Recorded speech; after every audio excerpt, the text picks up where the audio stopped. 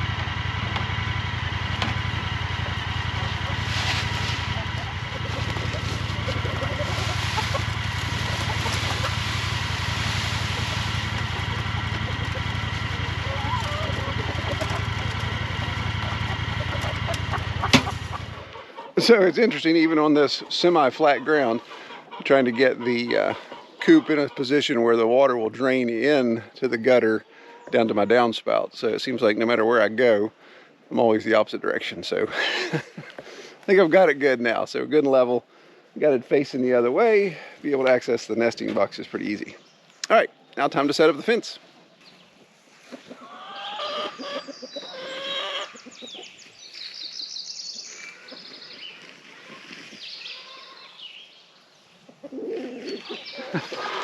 All right, so I got the fence in,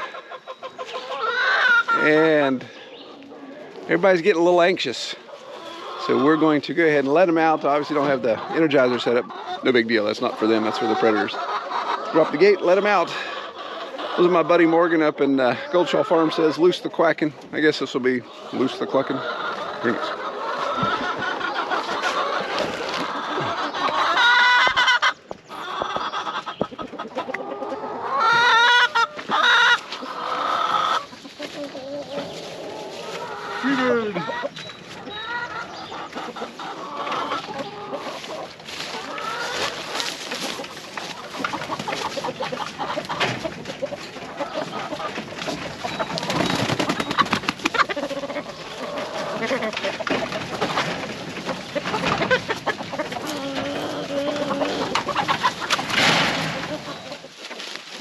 So it's really neat to watch when they first come out of the coop, when they move to new pasture, just what they go after first. And I don't know if you can see that in the background of that last shot, but they're going after this crowned vetch first, which is, which I don't know a lot about it. I think it has a pretty good protein load, but the vetch, I know the seed's expensive. Last time I checked, it was $34 a pound. But this vetch, I think, was introduced because my brother and I used to cut hay at a place about an hour away that was, the hillside was just covered in it. I know our state road department uses a lot of this for erosion mitigation.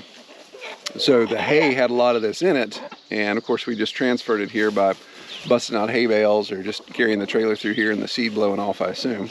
So it's really started to show up more on the property, but they seem to go for it first and foremost and hit it, and then they go after some of the broadleaf stuff. Actually, the grass is one of the last things they'll eat.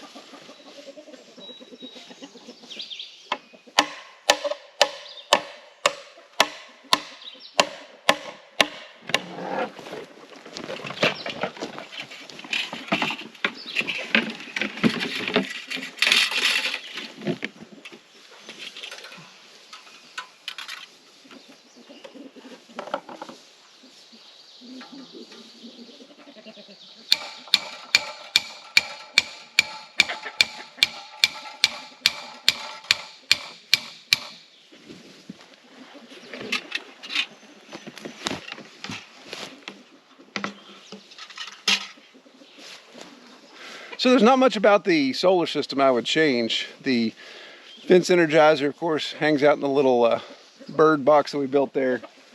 I'm still just leaning the solar panel. I'm actually facing it west, because south is right against the mountain here behind the trailer. Facing it west so it gets all the evening sun, late afternoon evening sun. So it's working quite well, keeping the battery charged. The battery hasn't dropped below 13 volts, even when we've had an overcast day. The battery box staying dry, all of those components are staying dry, good stuff. We've had some serious downpours, but it's been able to weather all of that. Other than maybe just making some of the wires a little bit longer so I could spread some things out. Like right now, I can't take the solar panel more than about 2 feet away from the battery box. If I'd put a longer lead on it, then I could go further out. And when I get into the woods, I'll probably have to address that. But it seems to be charging fine. This little 30-watt solar panel does the trick for what we're trying to do here. With 50 chickens roughly, I've discovered that when I move and fill up this feeder, it's a 50-pound feeder from Duncan's, when I fill it up, I have to fill it up a second time during the week. And then usually Friday morning it's completely empty because I usually move on Saturdays. So that's, I just put a small bucket of feed in there to get them through the rest of the day on Friday. And then when I come down Saturday mornings to move, then the feeder's always empty. So I'm not worrying about lugging a feeder around full of feed spilling out, the weight associated with it. So it's super light, toss it in the back of the side-by-side and go to the next spot. So that's worked out well. Obviously my number of chickens changes one way or the other, then that'll change that a bit. So if there would be a complaint or a change I would make, excuse me, it would be the water tank. So the water tank that I put in is a 16-gallon tank. And that 16 gallons for 50 chickens lasts 4 to 5 days. And obviously depending on how hot it is, we haven't gotten to the hot part of the year yet. So that may even get less. But if I would double that, if I could get 8 to 10 days, it's very rare, even in middle of August, that we go that long without some sort of rain that would replenish that tank. So right now, when I moved these last night, so when I came down here yesterday morning to check on them, the tank was empty. So right now, because I don't have a filler installed, I just have to pour a bucket into the gutter. But I've got an option here I'm going to use to take care of that here pretty quickly. Convenience of location. So currently where we're located, I don't know if you can see the house way up there. We're down here in the main, what I call the main bottomland. And right behind us, right here between the county road and us, is our main stream. And there's actually right here is a really nice hole of water. So we're going to pump some water out of that, put it into our gutters, and be able to fill the tank up without having to lug buckets of water up.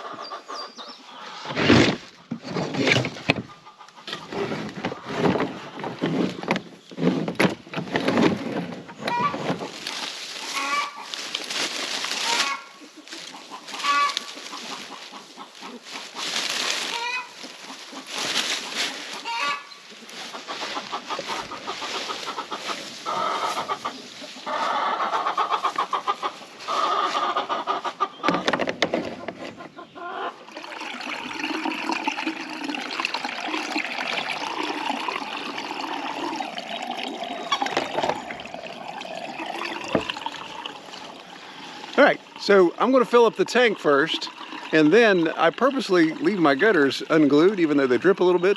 Leave them unglued so I can, gutter caps I should say, unglued so I can clean them out. You can see being under all these trees there's a lot of funk. So I need to clean out my screen and just go ahead and rinse the gutter out. But we'll wait and get the tank full first. All right, so some of you may be wondering, Troy, how are you getting power down here?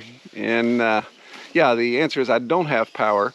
So the way I'm running that 110 pump is with my Jackery solar energizer.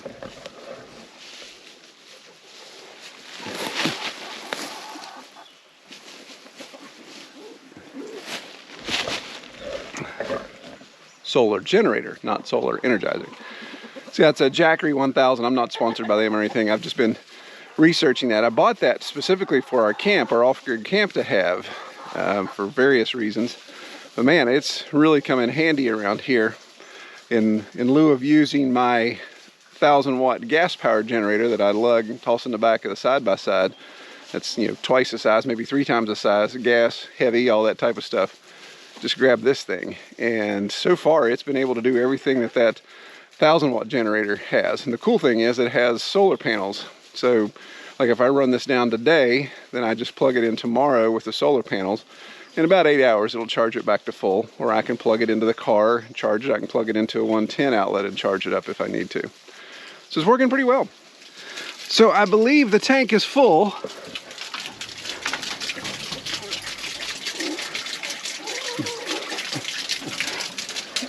My overflow indicator would say so. So let's do some rinsing, shall we?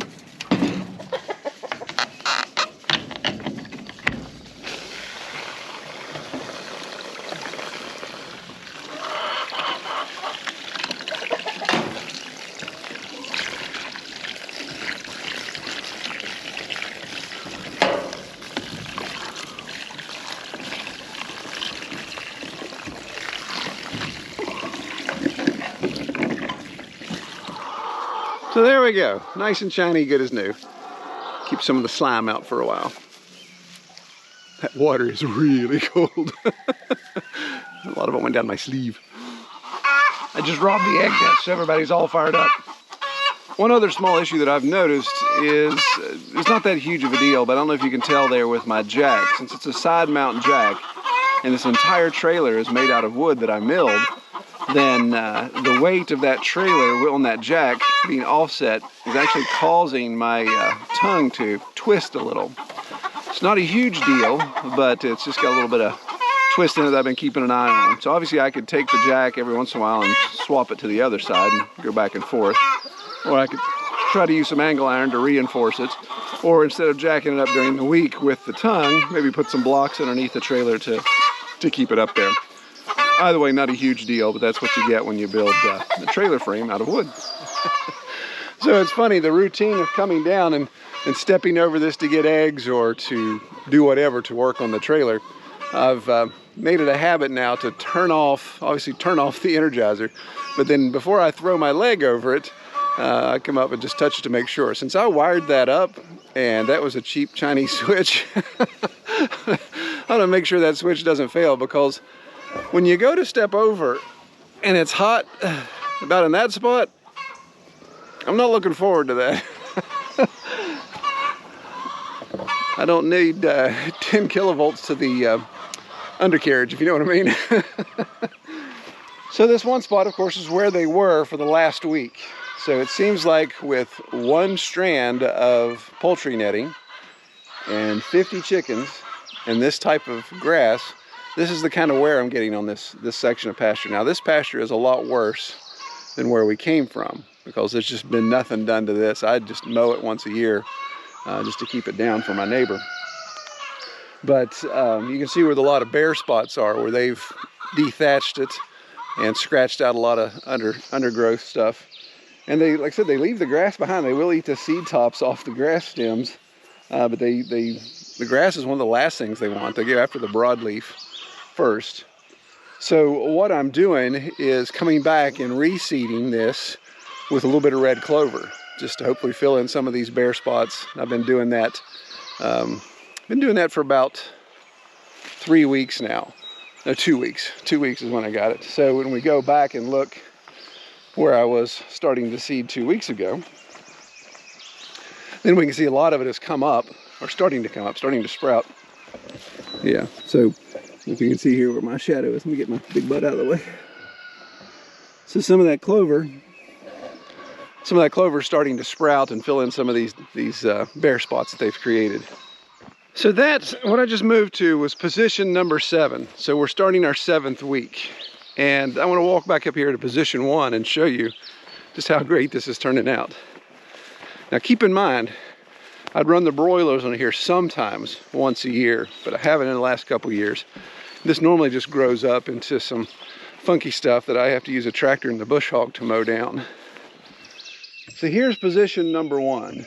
This little bare spot was actually a pile of hay that I had. So that's not where the trailer sat. The trailer sat right here. So that's the spot underneath the trailer where the chicken poop accumulated. So that's really the only bare spot I have. I don't know if you can see the quality of grass that's grown up around it. This grass is incredible. Super thick, super juicy, and about 5 shades darker green. And all of it is really thickened up well. A lot of the broadleaf hasn't come back as much, which the chickens will be kind of sad, but it's turning into even better pasture. This area over here along the pig pasture was all creeping Charlie, and they've eliminated quite a bit of that, because A, they'll eat it, and B, it gets choked out by the time the other grasses grow real tall. So really happy with how this turns out. Now you can see the side-by-side parked here. I don't drive in the meadow. That's another thing I try not to do, is drive over any part of the meadow except on moving day. So once a week I'm driving through here. So when I come down to do daily chores, I still just park on the driveway and keep off the grass, if you know what I mean. So position 7, and then when that's done, we're going to move over here to this area. This was the old house seat. So the old farmhouse used to sit right there. And I think I can get 2 spots out of that with the amount of poultry netting I have. So that could be position 8 and position 9. And technically, what I was hoping to do is not have to mow any of this year, but it's getting kind of tall. So I could start back over again at position 1, and I could spend the entire season just rotating through. That's 9 whole weeks. So it really gives the ground time to rest. I don't think I'm getting too much nitrogen that it would run over and be an issue. I know Salatin always talks about that he doesn't run his chickens more than once over the same spot in a year, but he's dealing with broilers and a whole lot more of them. So I think we'll be able to repeat if we need to. I just want to keep an eye on, see how this is coming in. And again, it'd be nice not to have to fire up the mower and mow a bunch of stuff if the chickens are going to keep eating it down. So that's the latest update on the Coop de Ville. I appreciate everybody watching. Now, quite a few of you have asked me about plans for this. Do I have any plans? And unfortunately, most of the plans are right here in my head. I did draw it in SketchUp, but it was, of course, based upon all the rough lumber that I milled. If I was going to provide plans for somebody, then I would want to provide plans that were based off traditional lumber, even the axle. The axle was cobbled from that horse trailer. Did some custom welding of brackets and things. So if I were to turn this into plans, I'd want to definitely do a better job versus just dealing with all the salvage that I had. But that may not be a bad idea. 80% of it's done. I just have to go back and incorporate true dimensional lumber, and then some way to put the axle together, and all the other components are just store-bought. So we could possibly put something together like that. Although with the price of lumber right now, you'd be better off buying a coop that somebody already has built versus trying to build one right now, unless you've got a mill and you can mill your own. All right, appreciate everybody watching. Take care.